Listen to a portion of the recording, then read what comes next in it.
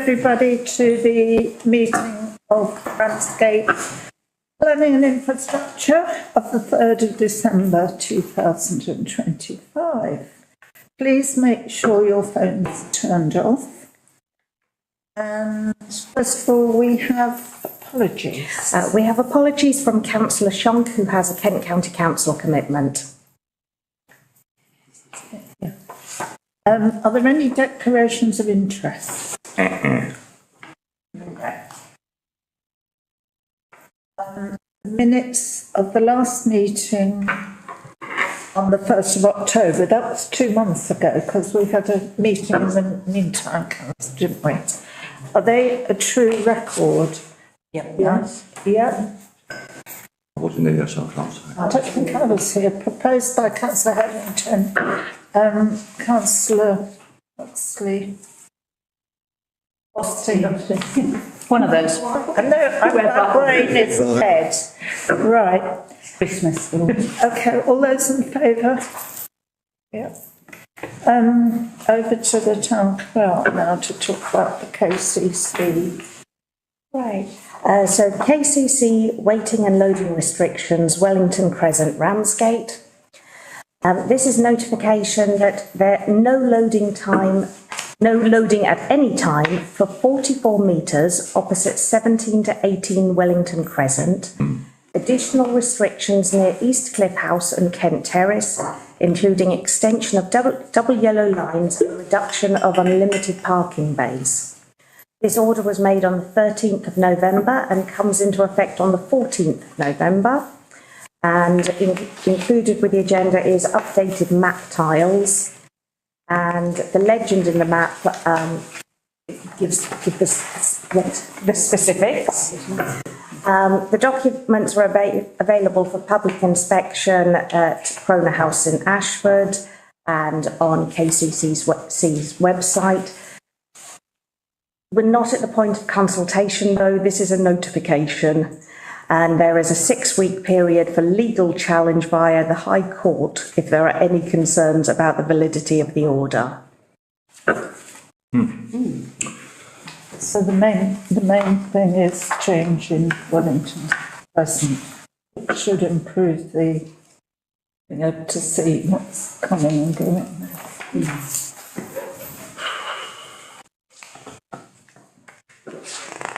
Are there any comments on it?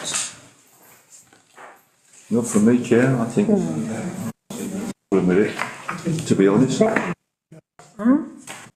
didn't think there was a problem there, to be honest. Well, it is quite difficult to see when you're coming across there as well. Yes. And it's quite difficult to see. And buses coming out of Waterloo sometimes. Yeah, fast. Yeah. National Express have a real problem coming out of there when party vehicles are parked either side and when there's a show on it. Yes. They've had to actually, drivers had to get out and go into the theatre and ask for cars to be moved. Really? Yeah, because you couldn't get around. I came down the other night and that turning is bad, that car's parked there. Twice I've nearly been hit by somebody because you can't see what's coming, but there was a show on and I think they were waiting for a coach to unload because there was somebody out with a walkie-talkie and they put some cones out, so I guess all this will definitely help because it was just madness. Yeah, I think so. But the bottom line is they need some more enforcement. Need more enforcement. I did see a vehicle parked on the double yellows by the bus stop with a ticket on it. They are out and about, I can assure you of that, because I've seen them myself. They were on Albion Gardens. Yeah. They were on the roundabout below the other day. I don't know what the position is. No, because they're on enough of them. Okay, so we have... We note it, do we? We note it, I guess. No comment. Yeah, no comments.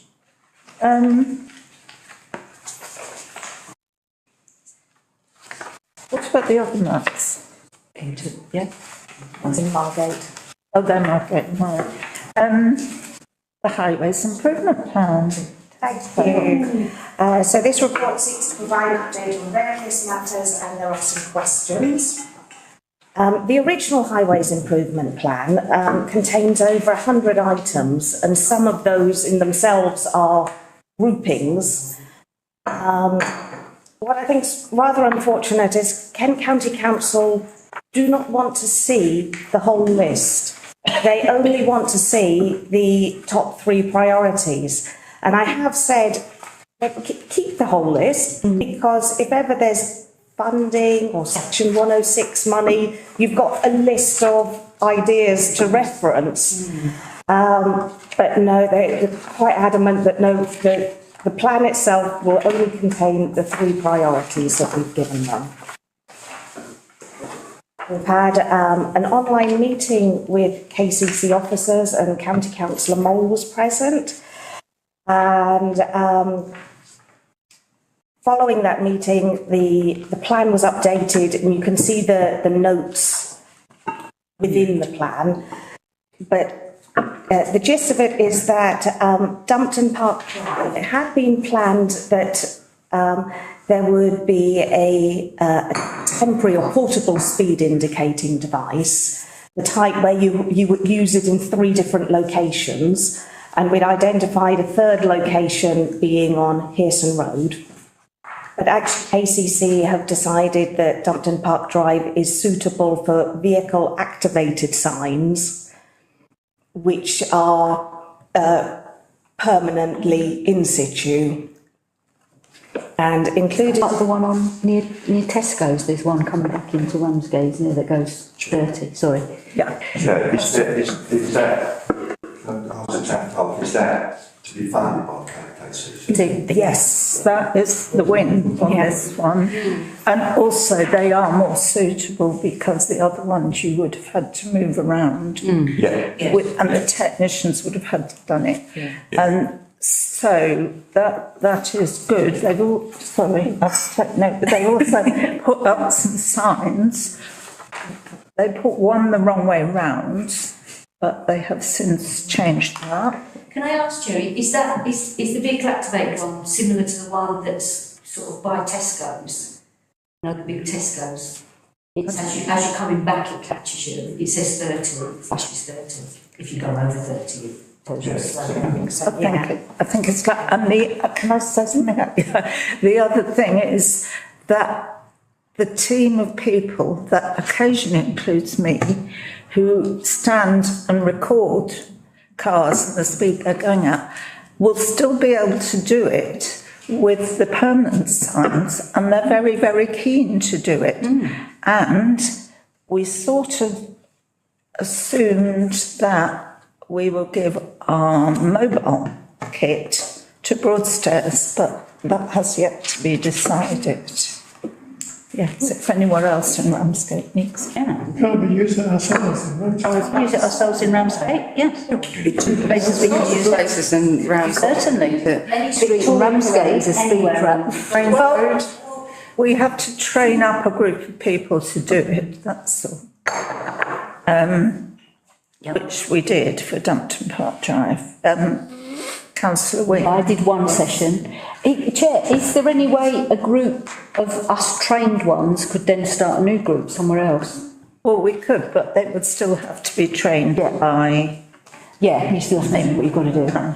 Alan, I think he was called, yes. Slightly off topic, but not. The reason I'd like to keep it too is I don't know if anybody else is noticing this, but there's an awful lot of either late night or early morning motorbike noise with drivers using the empty roads. Yep. And it's getting, and I would come back, if I was coming back late at night and I was coming under like Parkway Station, that road there's often groups of motorbikes that are actually sitting at the side of the road waiting for cars to go past and things like that. So I think we need it, and we need to start being strategic about where we're targeting. See, that's out of Ramsgate Town Council's jurisdiction, but there's, if you're in my house, you can hear motorbikes throughout the night. Well, tell me. Yeah. But they don't work at night. The permanent, but the mobile one would not work at night. Okay. And the locations for where it can be put have to be carefully worked out. Plus Weather conditions. by, what's his name? I can't remember his name. You've got 100 metres square site, so Yeah, and it can't be done in the rain and, it can't be done when it's too cold. I mean, All sorts of restrictions. we report them to the police all the time. The police have actually stood in front of these boy racers and been whizzed round, and they're not quick enough to get the numbers. Yeah, okay. So, Bit hard to catch a motorbike. bit hard to catch a motorbike, yes. Sorry. Sorry, Oh, sorry. another thing we have a problem with is I was doing 30 along Dumpton Park. I was just under 30 because I'm very aware of that. And that's the whole thing of that group. It makes you super aware. Because on that road you can pick up speed if you're daydreaming. But I'm doing about 25, and all of a sudden 2 electric bicycles go straight past me. I was just so shocked on the inside. They just went straight past me at speed. Police cannot do anything if it's got pedals, they tell me. Oh gosh. But we have to obviously lobby for that. And they should be wearing helmets as well. I was so shocked. Yeah, I think, I know the government are looking at it because they're talking about that the electric bikes will need insurance. Yeah. And they're probably going to be taxed as well, to try and make them as safe as possible and for them to be kept under a certain speed, I think. At the moment, they can't if they've got. But a normal racing bike do over 30 miles an hour Yeah, on that. Yeah. So, you know, but the electric ones will do 50. yeah. Okay. Bonkers if you're going there. You hit something, you're in trouble. So in relation to the vehicle activated signs, Kent County Council have identified that where they want to place one of them would require double yellow lines to remove some parking from Dumpton Park Drive. But we've written, and Councillor May Concern has hand-delivered letters to the affected residents who would have double yellow lines outside their house, and all of them are in support of this. So that's been relayed to Kent County Council. And I believe that Kent County Council want to implement this in the current financial year whilst the budget is available. To generally, we're asked for signage to say that it's a speed watch area, so that even when speed watch is not taking place, it will hopefully put motorists on alert that they could be coming up on the speed watch scheme. Could I add something into that? On the signs, it also says camera. Now, there is no camera unless the police come along with their camera. And they're doing that quite a lot, especially when we're out doing the speed checks. They like to come along and join us with their camera or an hour beforehand. So, and they caught one guy without insurance and a carload of drugs, so it was not a waste. KCC is also going to investigate the possibility of a pedestrian refuge island.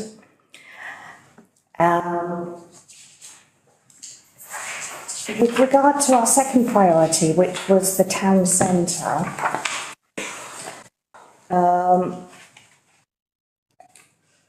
KCC are going to consider to assess the feasibility of extending pedestrianisation times, or if not, can an improvement be made on signage?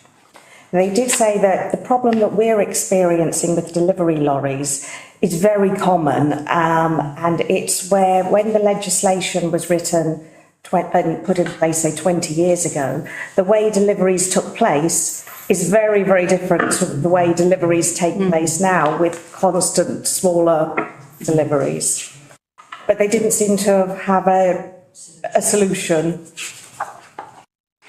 And then our third priority. Sorry, may I just? Oh, yes, sorry, Councillor. So, yes, I was out the other day on the pedestrianised bit of the High Street when the pound lorry came with its. What, within pedestrian hours? So when it was just past. Oh, right, yes. Only just past. Yeah. And it's got 12 wheels, it's Yes. massive. Yeah. They're taking huge cages out of it and whatever, and the pavement is like this. Yeah. We get regular complaints from people with disabilities that it's unsafe for them to walk or wheel down there, etc. And yet we still allow them to deliver to the front entrances of these buildings rather than the back. And I don't understand why we can't enforce some kind of. It's got a loading, well, we can get signs that.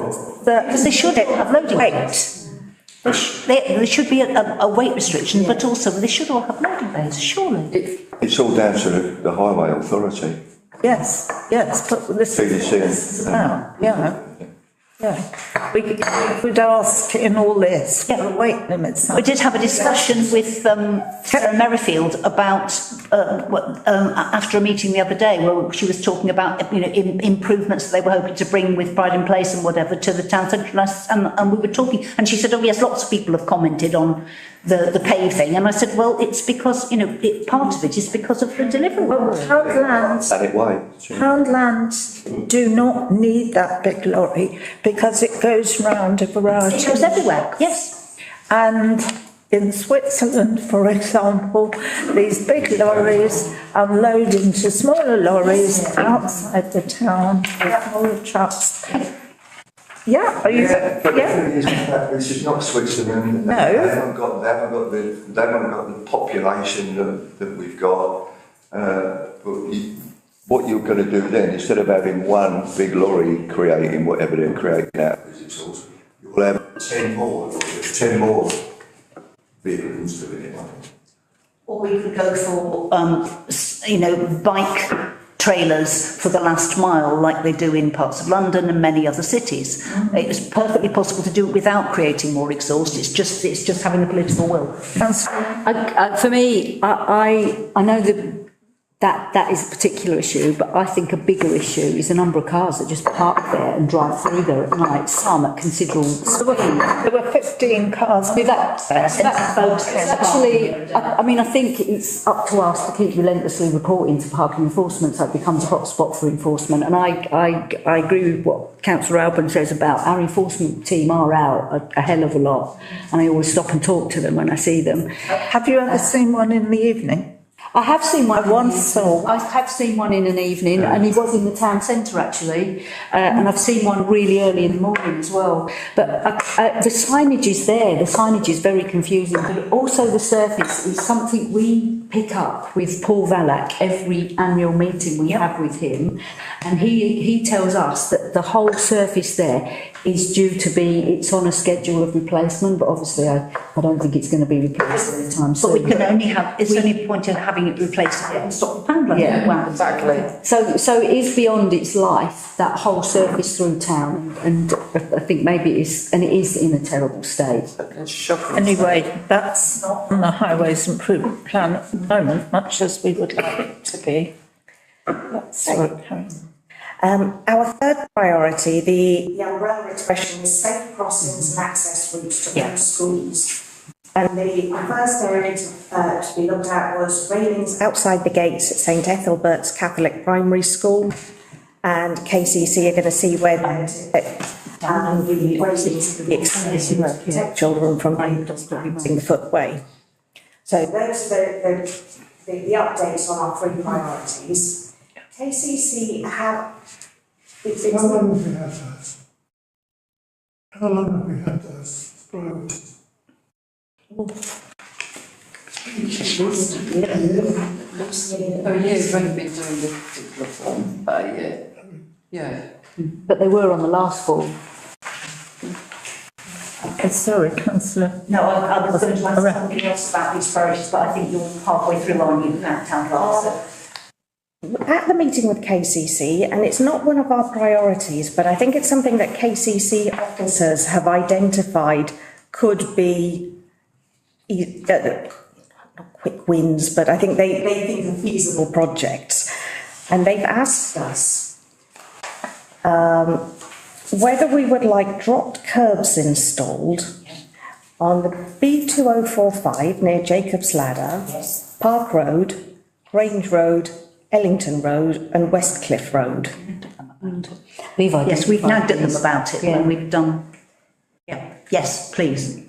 Oh, sorry, I would say why wouldn't we? Yeah, that's what I'm thinking. You know, for Yeah. The only problem, disabled yeah, the only problem I have, parents with pram. Councillor Austin first. What we need at Jacob's Ladder is a crossing. I was going to say that. They know that.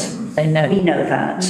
But at least if we can get some drop curbs, that would be a help, because at the moment there's no drop curb on that road from St Augustine's down to Leopold Street, which is just ridiculous.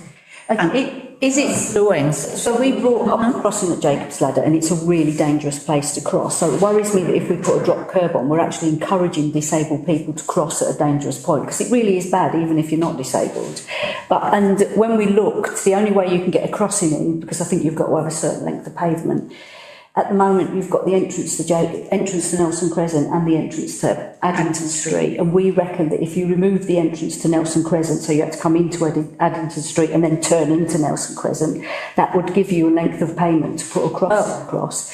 So are you wasting money to put a drop curb there if you're going to fight for a proper crossing, which would be the safest thing to do? Well, I don't think we should say no to all these drop curbs anyway. So we should go with that, and then we'll add that to the list, which they are not interested in having, but they will get anyway. And there's a barrier outside the little seaside town. Comes in the high street, doesn't it? Yeah. Which is quite important, because that is actually opposite where Poundland's lorry goes. Yeah. Councillor Austin. I had understood, and obviously I've misunderstood, that a 20-mile-an-hour limit in the town centre was part of this town centre priority for us, but it's not listed there. Is that, I know it's something we've discussed endlessly and we have banged on about to KCC, and they started off saying no, not at all possible, and now they're saying maybe. So, but it isn't on this list. So with regard to the town centre, the KCC said, before we can do anything, you need to tell us what the problem is so that we can consider what it is that we're answering, responding to. So we did a public consultation, and all the feedback from that, which included speed, has gone to KCC, that body of evidence to say there is a problem. This is what residents and businesses have raised. This is what we want you to consider and come up with proposals. And we're waiting for KCC to come back. And where is that evidence that we gathered? What, is it on our website or anywhere? It's been round to us, but is it something that we can refer residents to or anything if they're asking us what's happening about it? Put out a press release, didn't we, that links to the full table of how anonymised full response. Okay, great. Okay, Councillor.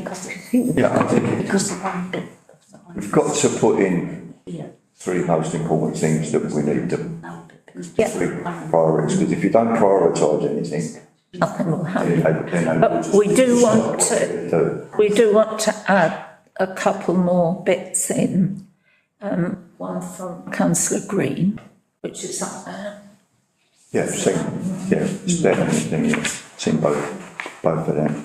I have to say that driving down Wyville Place hundreds of times, I've never seen anybody who's too narrow to speed down there. So they must be, I don't know what they're coming down there in, but it's not just the speeding, it's the fact that it's a cut through, and it's Can the football stadium more than anything else that's causing It's very early in the morning. how early in the morning is it? It's when the training's on first thing.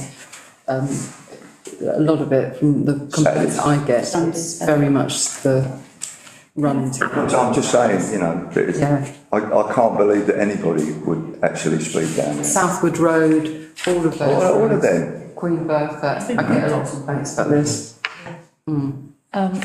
Yes, Councillor. Sorry, I didn't mean to have my hand up, I was just waving my Can we agree about these Added. additions. Well, no, before that, where the drop curbs Yes. stuff is, can we agree that this near Jacob's Ladder, Park Road, Grange Road, Ellington Road and Westfield? We have to read it afterwards, then let's do it. Yes. I certainly think so. Yes. Absolutely. Can't say. Anything they're willing to do, let's do it. I think we've all agreed that. And then, Sorry, Chair, they confirmed that these are an extra. They won't say, sorry, we spent your money on your drop curbs. No, they don't say that, Becky. They won't say that. This would be for us to pay for.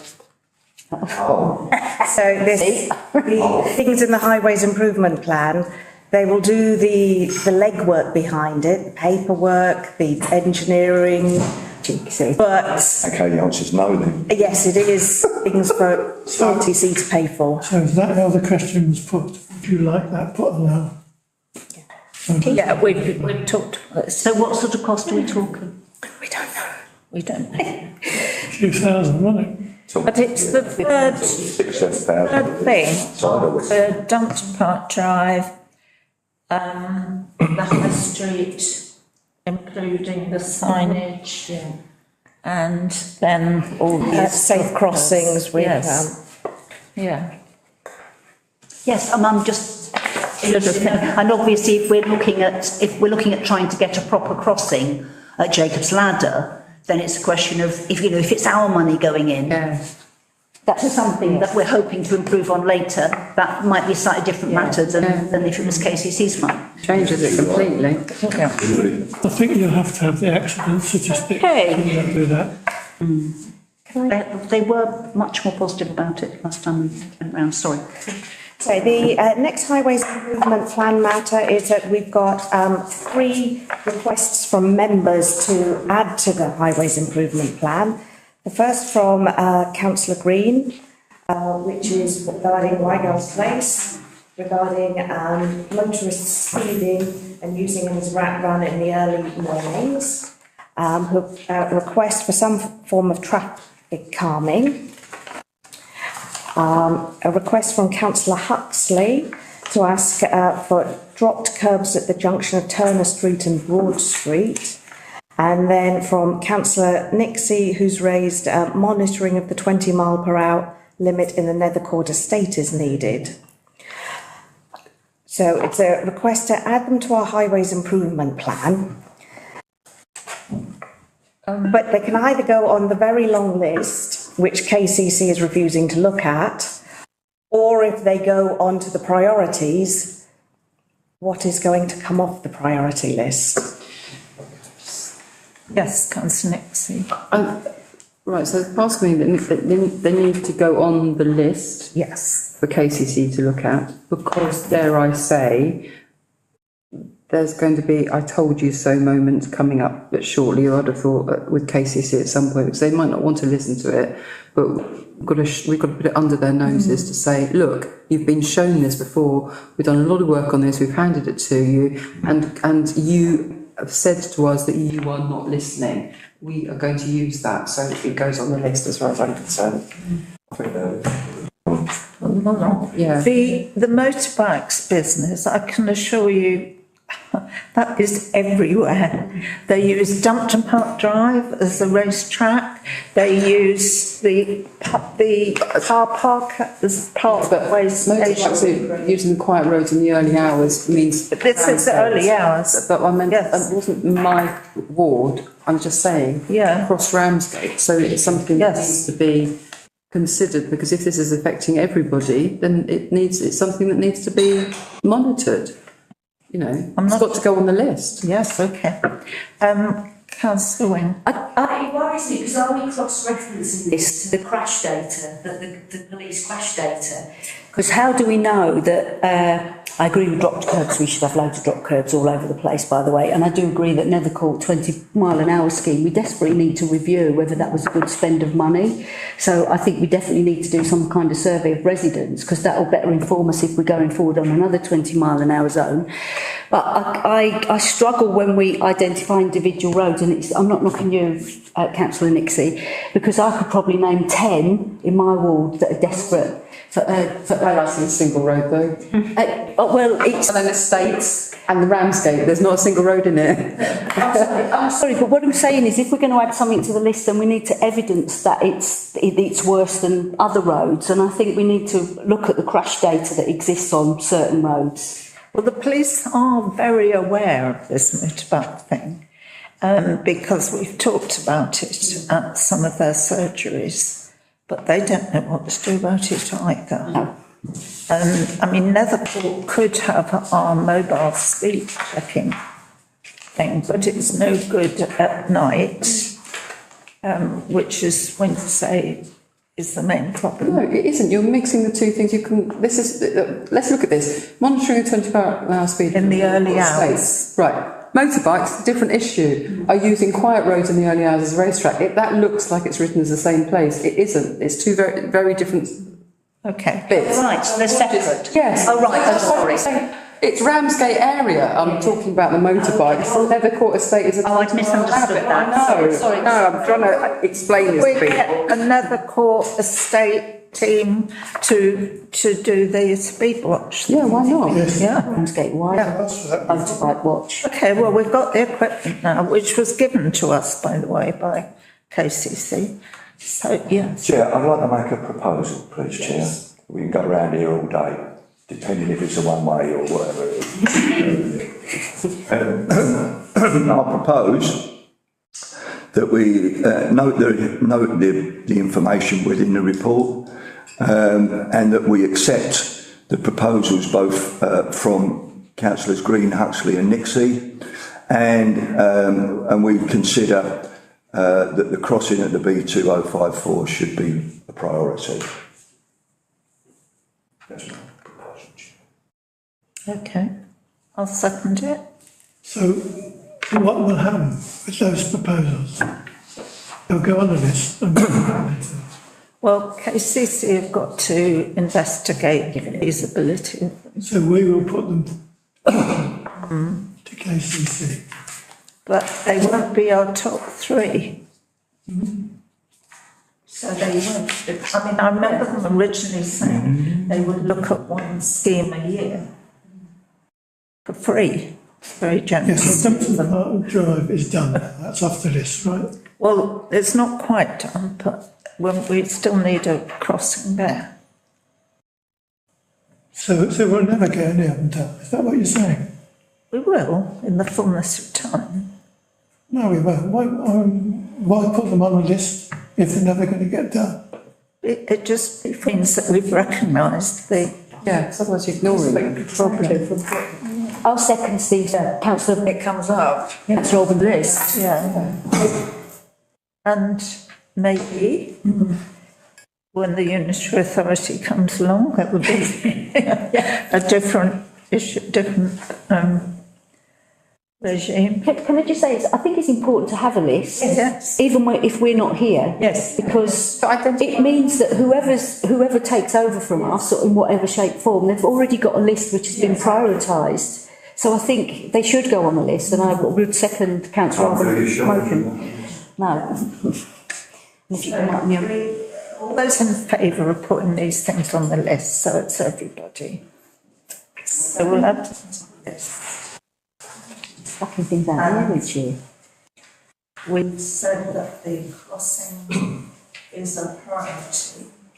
It depends whether that's a priority over the crossing in Dumpton Park Drive or a priority over the town centre. No, it probably sit behind the priorities that we've already got. That's my understanding of it.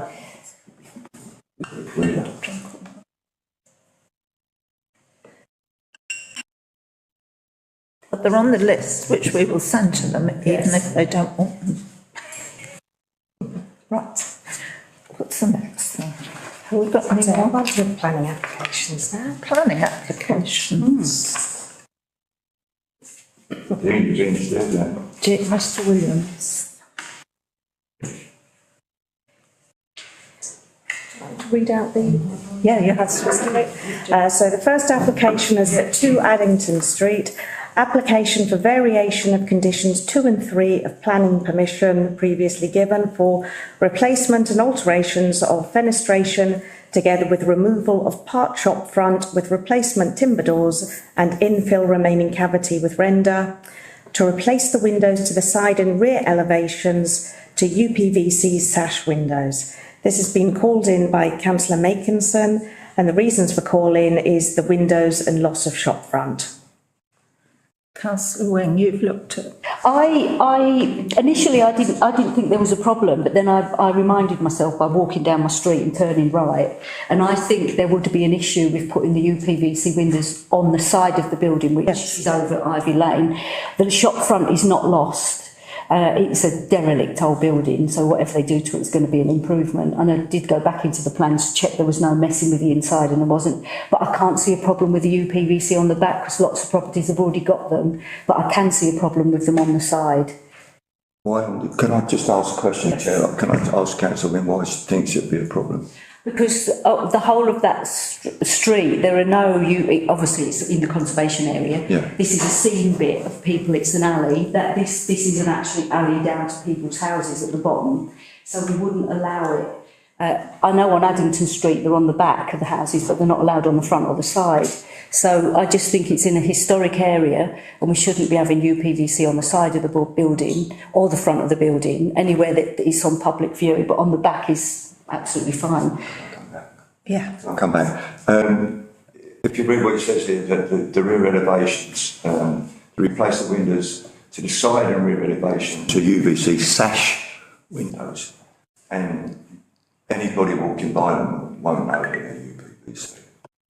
And I don't really think that that's going to cause. I'm absolutely certain John Walker would. Well, yeah, well, that's not everybody's John Walker, are they? Is that the standard straw? No, neither do I. I think I know that's derelict, but If you go down Ivy Lane, all the little cottages have got wooden sash windows. Yes. And that's their front doors. yeah. I just can't see the planners refusing it, but that's just Well, let's just put it as a proposal then. Yeah. Councillor. What tends to happen is that once we've got one, of course, the people will then be able to say, and at the moment we have a beautiful set of cottages there with all the original features, and this is the sort of thin end of the wedge. But it doesn't set a precedent. Well, it tends to be dealt with when you go to speak at planning. One of the issues that tends to come up in my limited experience is, well, we've already got it at number 42, so etc. Yeah, but that doesn't necessarily mean that it will get approved anyway. But anyway, you have a proposal, I think. We propose that all windows in public view on the side and the front should be in keeping with the conservation area and BBC, surely. Yep. I'd second that. Yep. All those in favour? So that's carried. Is that an abstention? I'm against. Yes. And you've called something that I called it in already while you were away, and I can't remember what it Second one. We both called it. The second application is a one Westhill, change of use to single dwelling to one bedroom flat, one 3-bed masonette flat, including erection of 2-storey rear extension with roof terrace, installation of one roof light to rear roof slope, extension of basement and installation of one light valet rear, reinstatement and replacement of windows, installation of 2 windows to side elevation, erection of metal railings to front and rebuilding of rear garden wall, following demolition of rear extension, called in by Councillor Alban for reasons of impact on neighbours and conservation area. Chair, I just don't knock it all down and build a building of house to be quite honest. Yes. And it's You know, I can understand, see, you know, when you see what it's like.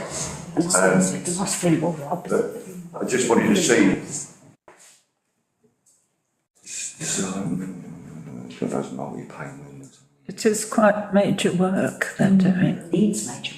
Yeah. Well,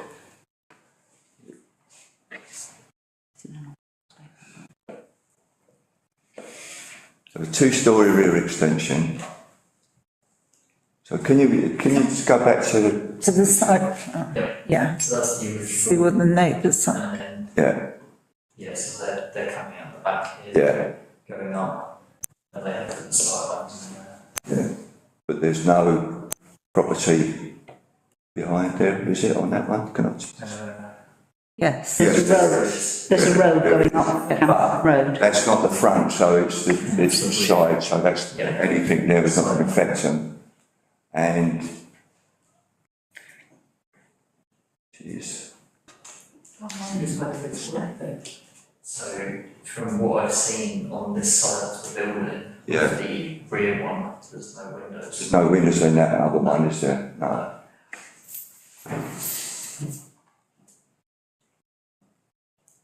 I didn't look and see if there were any objections to it.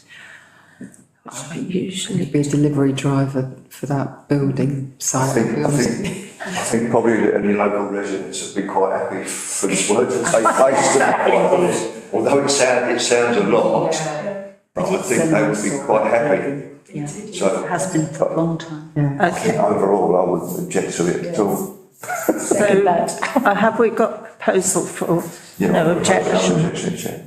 Seconded by councillor Hetherington, so we're going for no comment on it. As long as, I mean, before we vote for it, do we say no objections as long as it's in keeping with the conditions of the conservation? Do you know what I mean? It's like, just before we get to that, oh, well, they're using PVC sash windows, should we? Well, it doesn't mention PVC, but there we are. But that'll be done under conditions on the planning consent, Yeah. which I've no doubt that the conservation officer will say. Yeah. It's easy, it's all right. Yes. Okay, all those in favour? Yeah. Right. That's carried. And the date and time next meeting, Wednesday the 7th of January next year.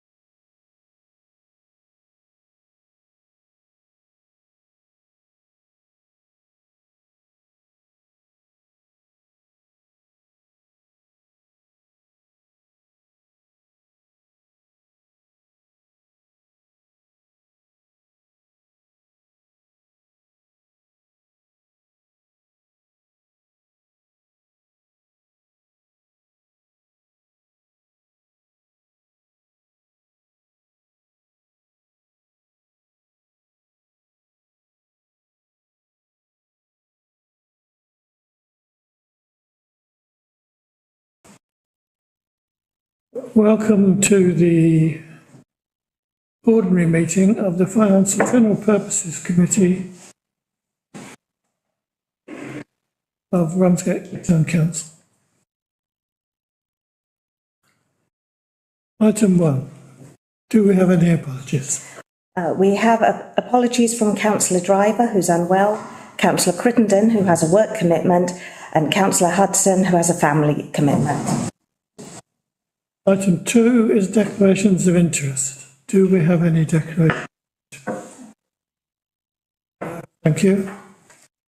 Item 3 is previous minutes. To approve the minutes of the ordinary meeting of the Finance and General Purposes Committee held on the 9th of July. Motion. Propose Seconded. true record? Yes. Agreed. Seconded. Councillor Hetherington. All those in favour? Thank you. Item 4 is the accounts and budgets. 4.1 is to receive and note the receipts and payments to the 28th of November 2025. Town Clerk, did you want to say anything about that? Thank you, Chair. So this is receipts and payments to the 28th of November. On this occasion, I've not written an accompanying report because all my efforts were into the next item, which was the budget. But of course, if members have any questions about the income and expenditure to date, please do let me know. Are we just asked to note it? Yes, please. All those in favour of noting it? Thank you. Item 4.2 is the draft 2026-2027 budget,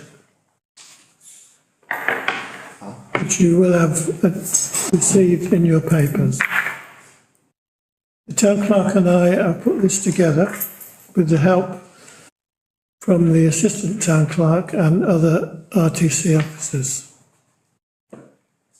We've not built this coming year's budget from scratch, but it is based on this year's experience to date. We are 2/3 way through this financial year, which allows us to judge whether the budget heads set in March 25 were appropriate. In building the 25-26 budget, we have applied a 4% increase to each budget head unless this year's experience or other factors have persuaded us to alter that.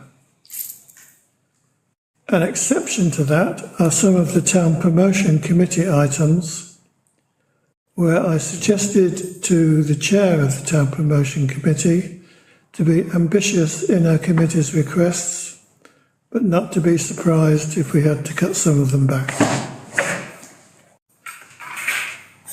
The Town Clerk has described in our budget report some of the other issues we have taken into account. You will see that all this results in a precept increase of between 5 and 6%. However, an expected increase in the Ramsgate's council tax base will mitigate some of this. Last year, the rise in the tax base was between 1 and 2%. But we won't know this figure until mid to late December. We will need to inform the TDC of our precept following our December the 16th council meeting. After that, the precept will be fixed, but we will still be able to via between budget heads if we need to during the year. Did you want to say something now, or do you want to move on to 2, which is your report?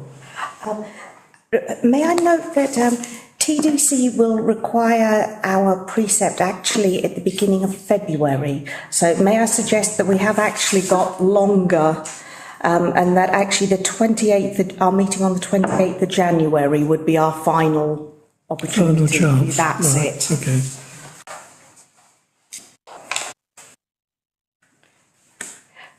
So, the town clerk has written a report, 4.2, which she'll take us through.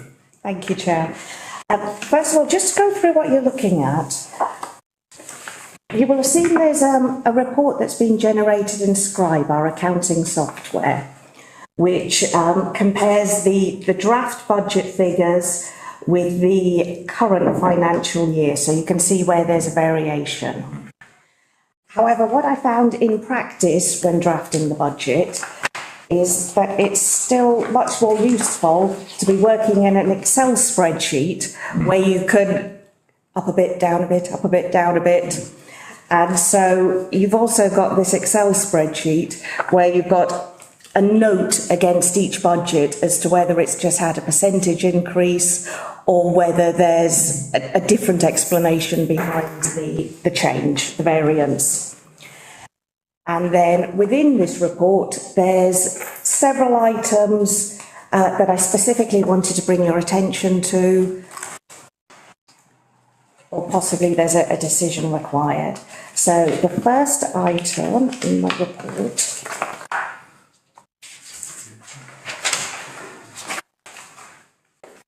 so the allotments. At the moment, the income that we receive from the allotment tenants does not cover the expenditure relating to the allotments.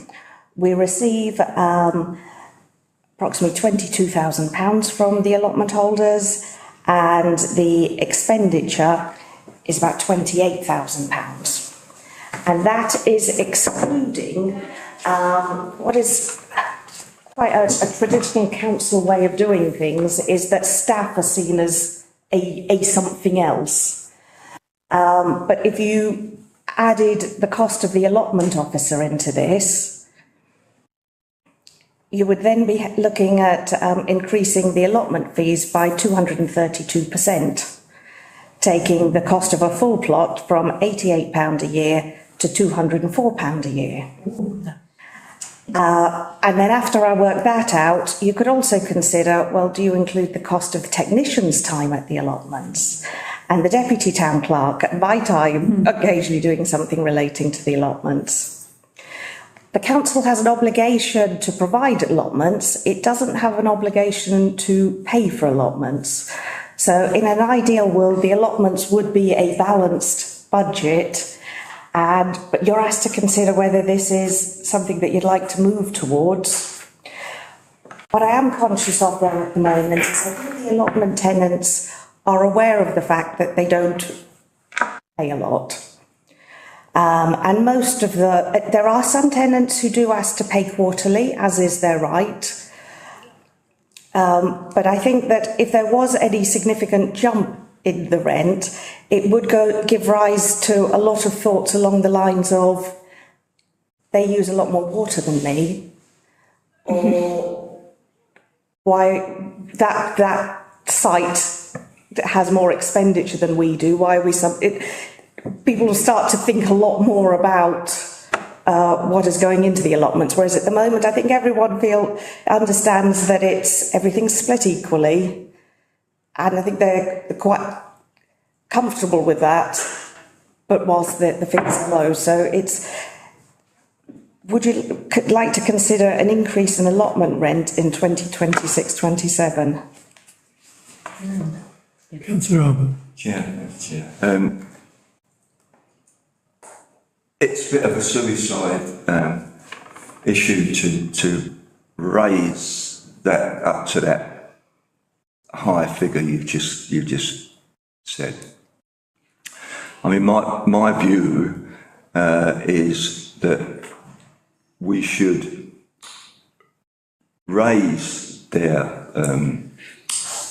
level of fees in accordance with the rise in the precept, so whether it's 3% or whatever it is. So it is a small amount,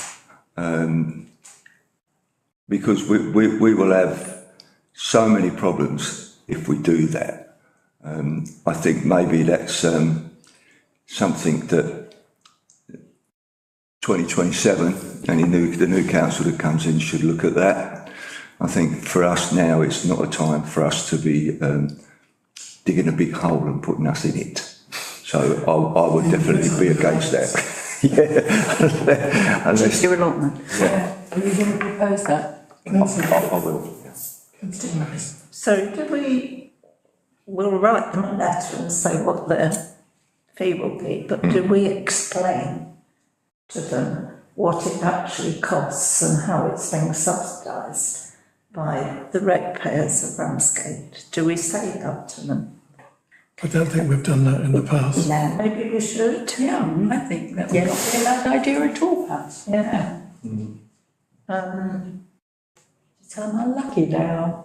Because I think, Chair, if you don't mind me saying, is that we should, you know, at the end of the day, it should be cost effective in that we come out even from what we charge to what they're given. But I think that's got to be a gentle increase. Yeah, yeah. But I tend to agree with you. Now's not the time to do it. I'll propose. Well, I don't know if we're proposing anything. Oh, we are. I mean, Yeah. I don't know whether we're just going through this to note this. I propose, Well, could I just, have there been some bigger expenditures this year on toilets or whatever that won't occur again? move into chemical toilets was expensive. Was expensive, and that won't be repeated, though there will be a cost, That's a cost, that's a yearly cost. a yearly cost. Yeah. So, if you're going to propose it, then. I was going to propose that we increase it 4%. Yeah.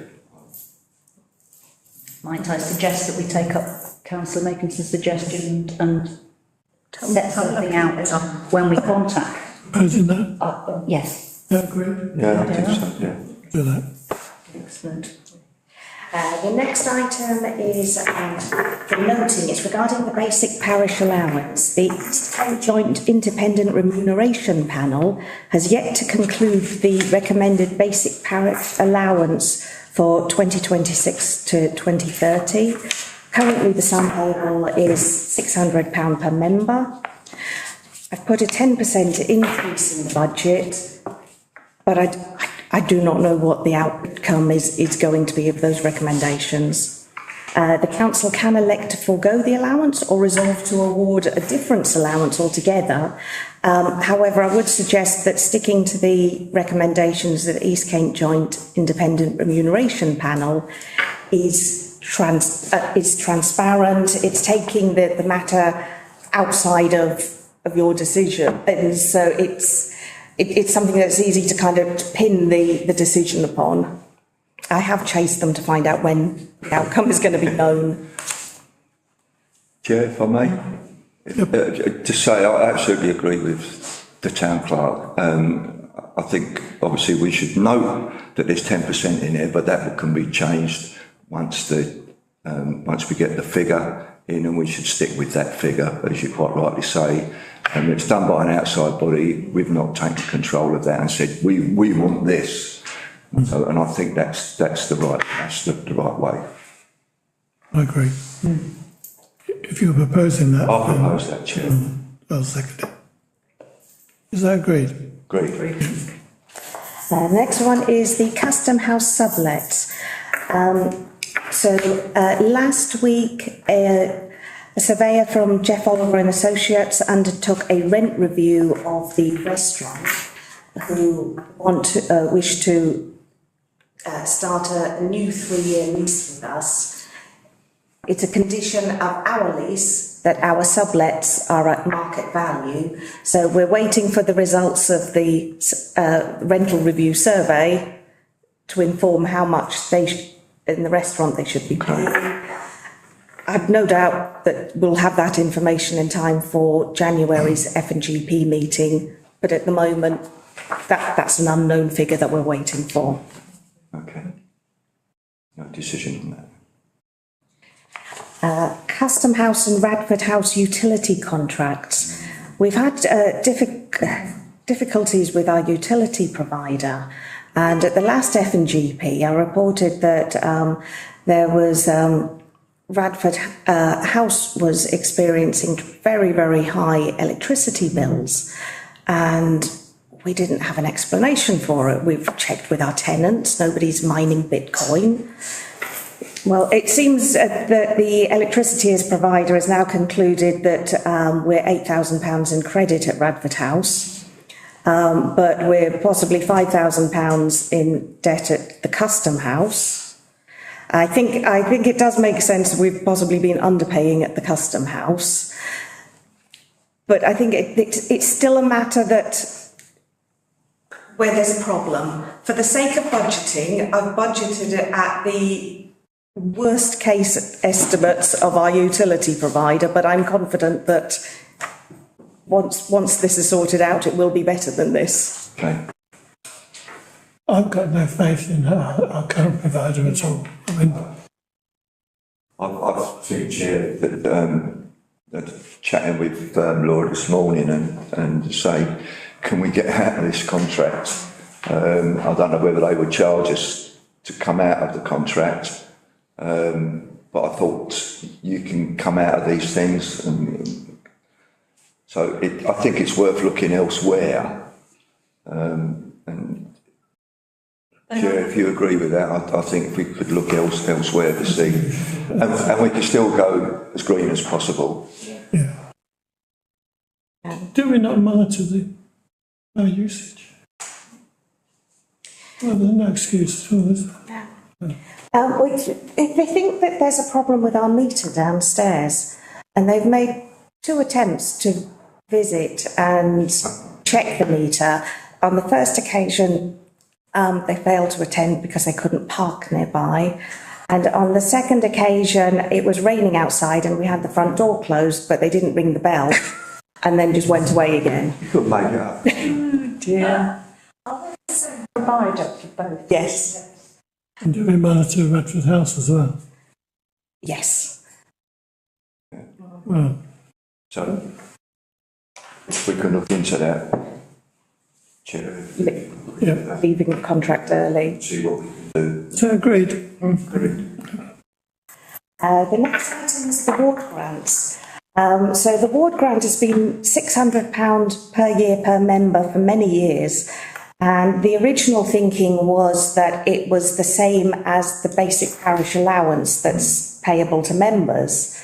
But that is a link that the council has chosen to make, and the council can choose to make a different, award a different amount. Given it's been £600 per year per member for a long time, you're just asked to consider, is this sum due a revision? Should this keep in line with the East Kent Joint Independent Remuneration Panel's recommendation for councillor allowances, or do something different?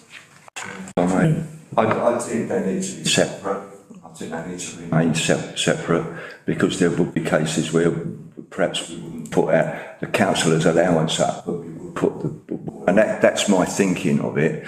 I've thought about this today, and I was just thinking perhaps if we could increase the ward grant by £100 a year, because there's not a lot of great big things that we're spending it on, and it's then normally smaller things, picking for various groups and all those kind of things, and so I would propose that we put it up by about by £100. Second that. That's seconded. Do we all agree with that? Agree. Okay.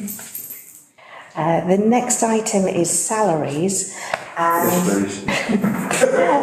Sounds to be a fine. Yeah, it did. And the salaries have had a notable jump. The reasoning is that I have budgeted for all staff to have a performance-related increment. This won't happen for everybody in practice, but I've budgeted for it. I've also budgeted for there to be a £1,400 increase for all staff as to be resolved by the National Joint Council for Local Government Services. This is an agreement, a negotiation that happens outside the council that we cannot influence. The union bid Yeah. is £3,000 each.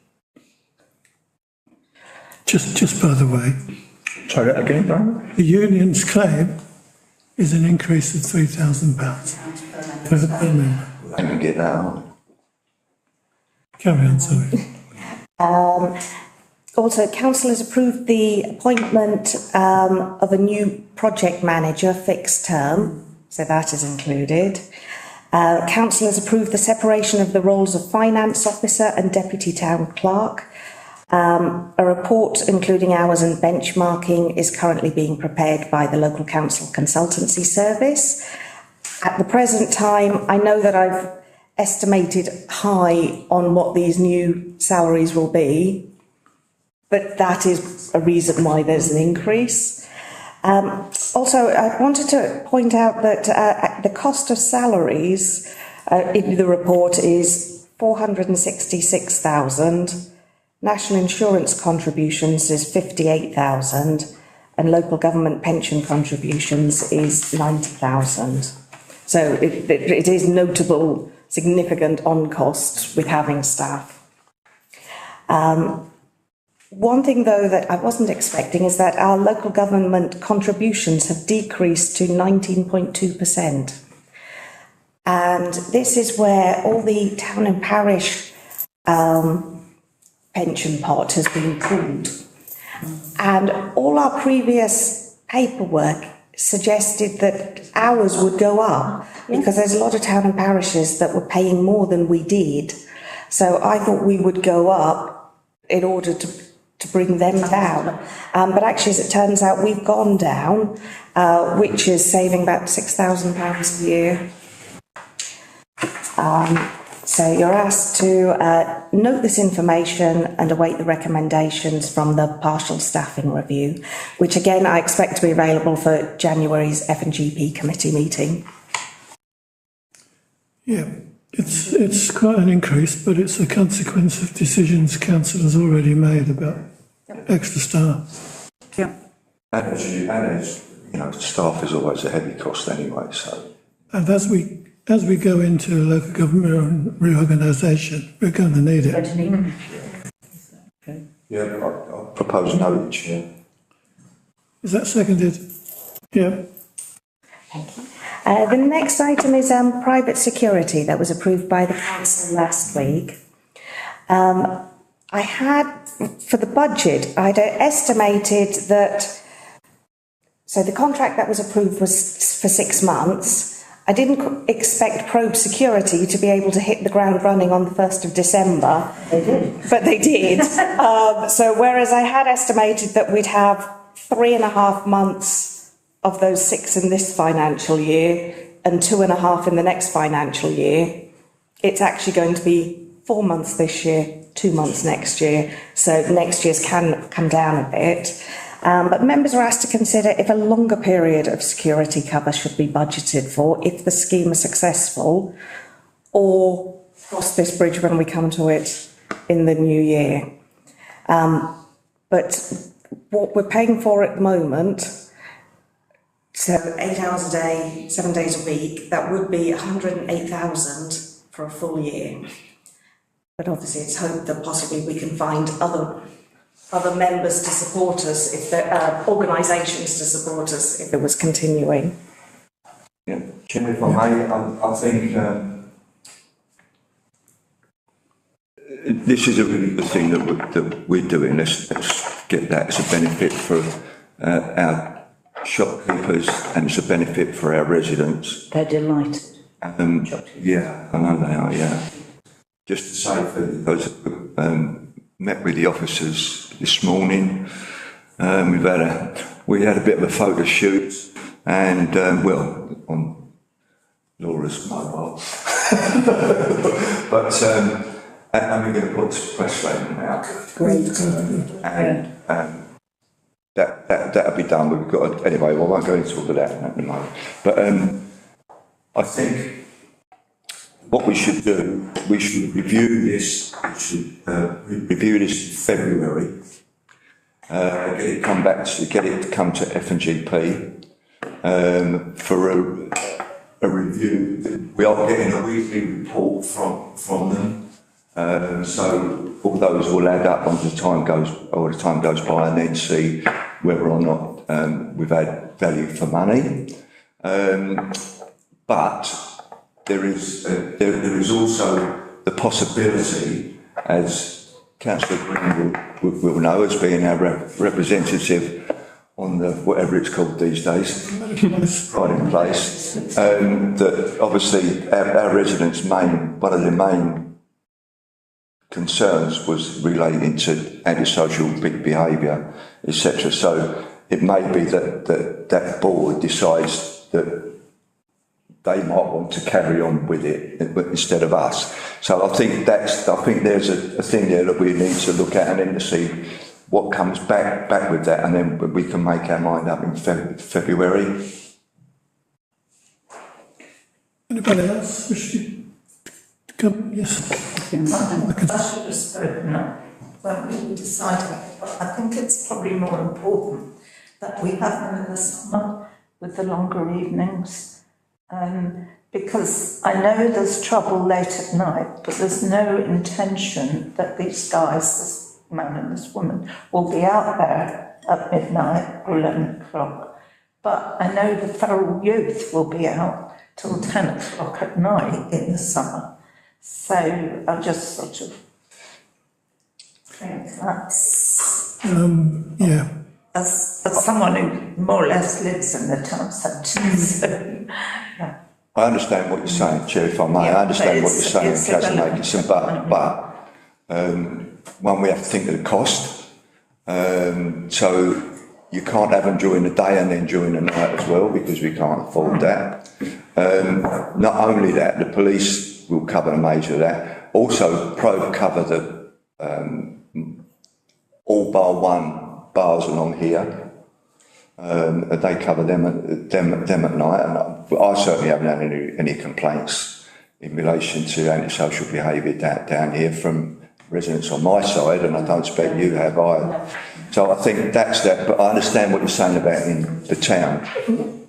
I mean, I think we've got to think about what we're trying to achieve. Yeah. Well, we're trying to achieve two things. I think one is to aid our shopkeepers, and they operate during the day in the main, and also by making it shoppers feel more secure in the town. Absolutely. The nighttime economy, plus others coming out of woodwork. Entirely different. The two guys told me today that they think there's a lot of trouble later on, and I said, well, you're not, that's not you. You won't be here to do that, because they stop at 6, don't they? 10 to 6? I thought it was 12 till. I think it's times that we're not promoting. Yes. Very wise. But part of the 6-month trial is reliant on them informing us. It is about kind of shaping it to where it is the need. But I think this was primarily something to support the shops and the daytime economy. It wasn't taken to the council as intended to be something for the nighttime economy. No, but I'm not suggesting it would be ever, but it's just what goes into me today. Councillor Austin. We have in the past had a lot of problems with the nighttime economy. I'm not aware of it being nearly as bad as it used to be. No. But thinking about Councillor Makinson's suggestion about the summer, if we found that Probe Security are so responsive that they were able to get straight in on the 1st of December, then presumably, if we, depending on how things go, if we decide later that we need more help further down the line, we could presumably go back to them and hope that they would be able to give us some short-term additional help over the summer period, as they did with Broadstairs. Would we not? Or is that unreasonable? Perhaps we find some other source of money to help us. Chair, if I may, I think it's something that perhaps we need to speak with the shopkeepers about. It is their businesses that we're trying to support. I'm not saying that, you know, they're all going to be happy to put anything in, because it depends how much money they're making, doesn't it? But yeah, I think that's something to be looked at. But I think let's just do this six months, and then we'll say, I don't want to get. Yes, no, I was just commenting on that. Yeah.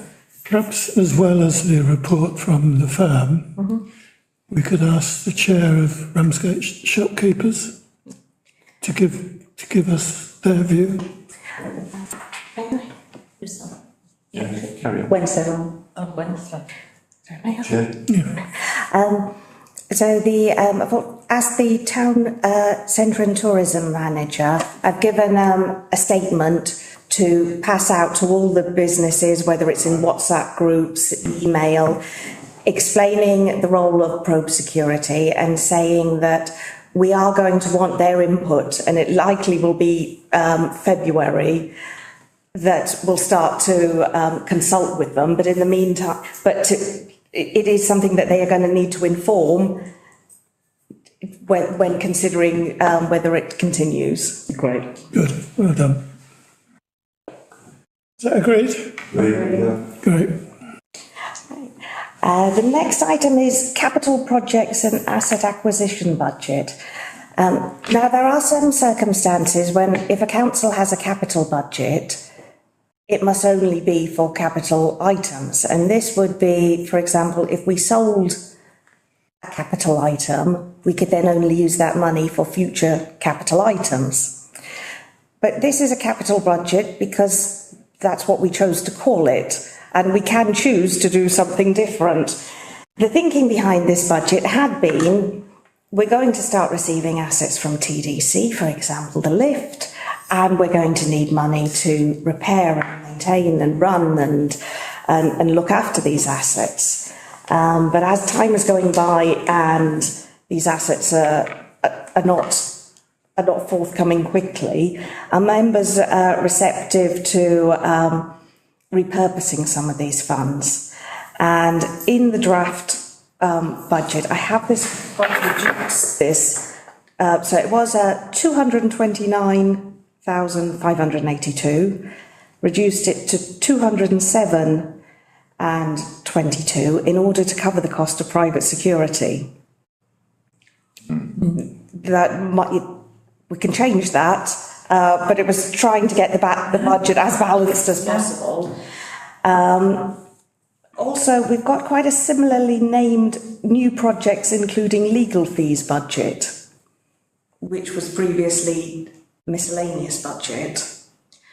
So it's whether, are you receptive to the idea that the capital projects and asset acquisition budget, the remit could be opened out past capital projects and possibly grouped in or merged with the new projects and legal fees budget to just have one. Yeah. It could be something like new projects and asset acquisition. Yep. No, that makes sense. Yep. Yep. No comments? No? No. Is that agreed? Agreed. Thank you. Thank you, Chair. And any other matters that members would like to suggest? Councillor Austin. I'm concerned about the reduction in the climate change budget, obviously. In the what? In the climate change task group budget, from 7,500 to 5,000. We'll spend every penny of what we have this year, and I don't understand why we would have less next year. I didn't think we'd spent anything. We have spent about a third of it, and we have commitments for the rest. And we talked about it at last week's meeting. Would be very unhappy to see Put it back up then. Yeah, thank you. Put that back up. That's good. Is that agreed? Agreed. Thank you.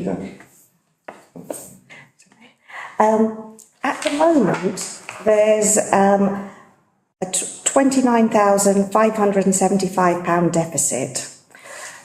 But where there's a few things that we're still awaiting external information, And the big thing is that we're not going to receive the updated tax base from TDC until it's usually just before Christmas. So I suggest that we don't need to balance it tonight.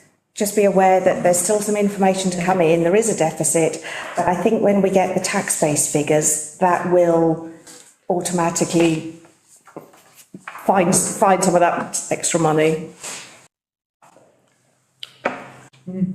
Could I ask, do you agree with the various increases in the town promotion budgets? Yeah, on one, I have got I have got something to say, and I haven't been particularly happy about the violence that's taken place with town promotion within that. My view is that if you've got a budget, stick with your budget. Don't go over your budget. Don't look for money outside of your budget. If you want to borrow anything, borrow it from inside your budget. So something else would have to go from within that budget. I think it's important that we do that. I think in general that's what they've done. Well, I'm just. Yeah, okay. Yeah. I just want to make it clear, Chair, that I think that's what we should do, because we need to keep it. Yes. How things are going, we need to keep a tight grip on it. But apart from that, I think everything's good. Yeah. I'm happy. I mean, I think it has a huge impact on the town, those various budgets. Indeed. Yeah. Are they agreed then? I agree, Chair. Thank you. Would you like to say something about reserves? Town Clerk? Yes. On the spreadsheet, you will have noticed that against the reserve budget, it looks like you've got an income and an expenditure, which are the same figure. It was basically where, with the reserves, they cancel each other out. So it was to say that, yes, we're going to have a budget of, say, 240,000 for general reserves. But it's not going to come out of next year's precept. It's a figure that we're going to carry forward from this year. Some of those reserves we've been in the habit of adding to, like for the elections and for custom house repairs. Are those additions in there? So the only thing that is being topped up at the moment is the election expenses, and so this is where every 4 years it costs about £26,000 for a town council election. So split that cost and put so much aside each year. Good. And custom house repairs, should we be adding to that?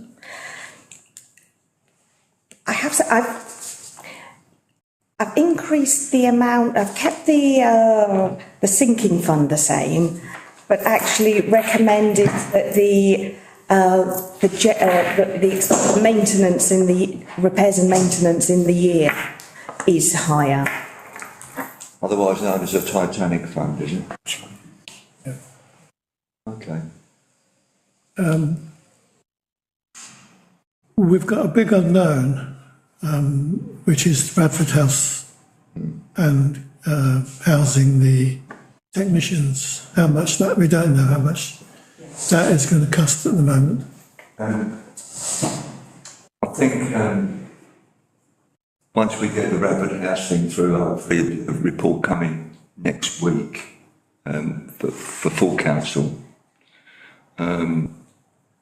then I will be proposing an amount that we don't go over,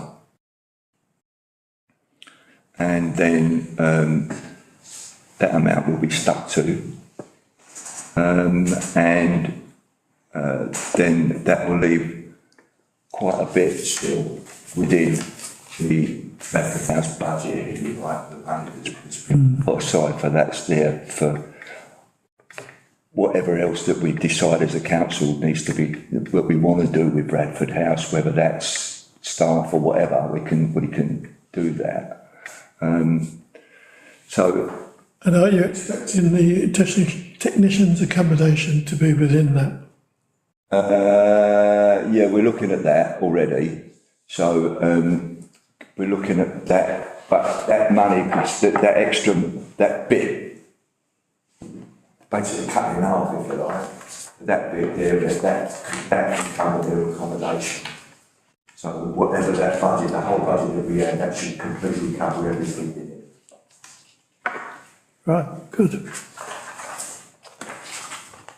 And sorry, Chair, we're expecting to hear about that soon. Get that coming through to the next council. There'll be a report. The town clerk's going to do a report to council next week. 16th of December meeting. Yeah. Is it next week or week after?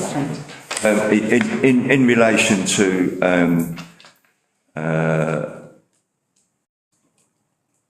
what we want to do in relation to, because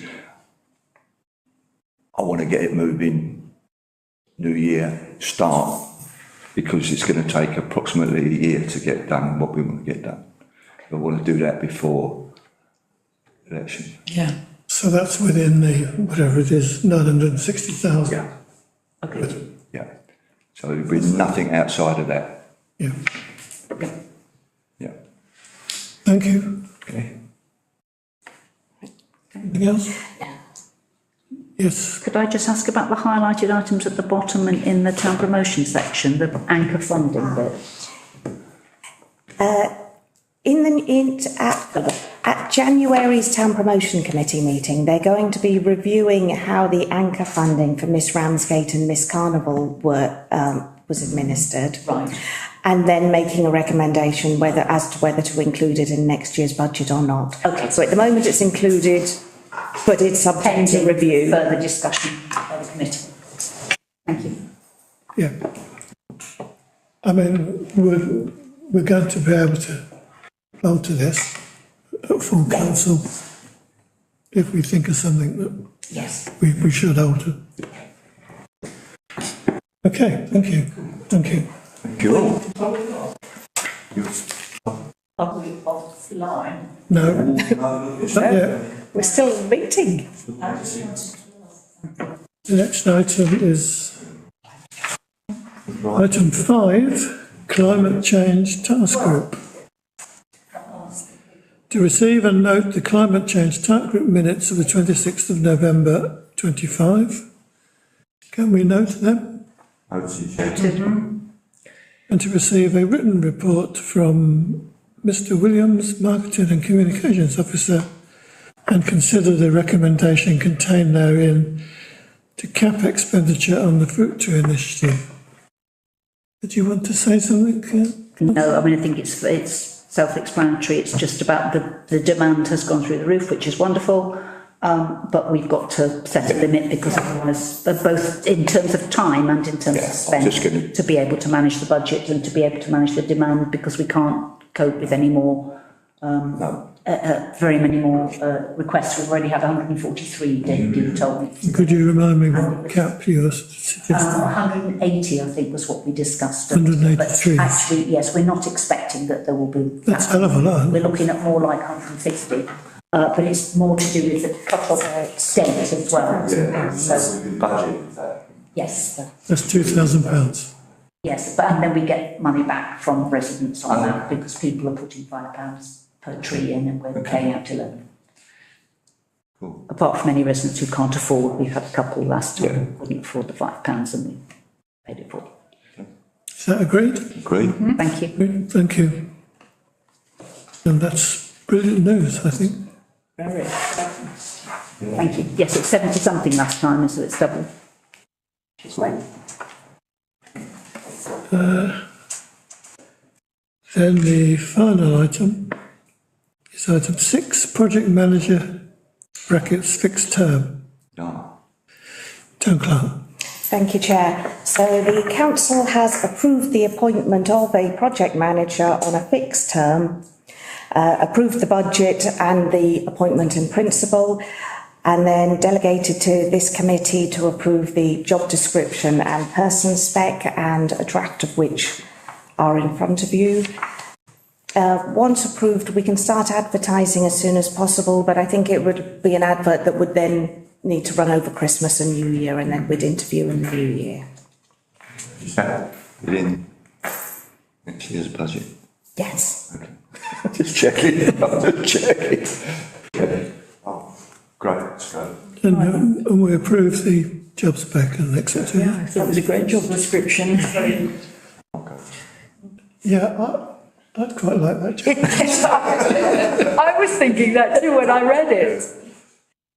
Yeah. Agree. Okay. Okay, thank you. That's all agreed. Thank you. Right, thank you. My apologies, I thought we'd finished before. That's my fault. Do you want to turn that off? Yeah, it's done that.